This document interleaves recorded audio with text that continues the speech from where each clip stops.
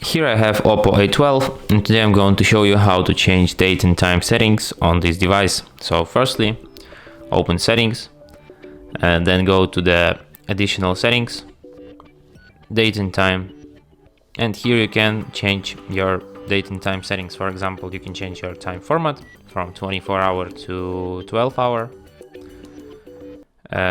You can change your date and time if you disable this feature, automatically set date and time. Here you can set your time. Here you set date, here you set time. You can also change your time zone here. And there's also an option home screen world clock and the option dual clock. And that's it. Thanks for watching. If you find this tutorial useful, don't forget to hit that like button and subscribe to our channel.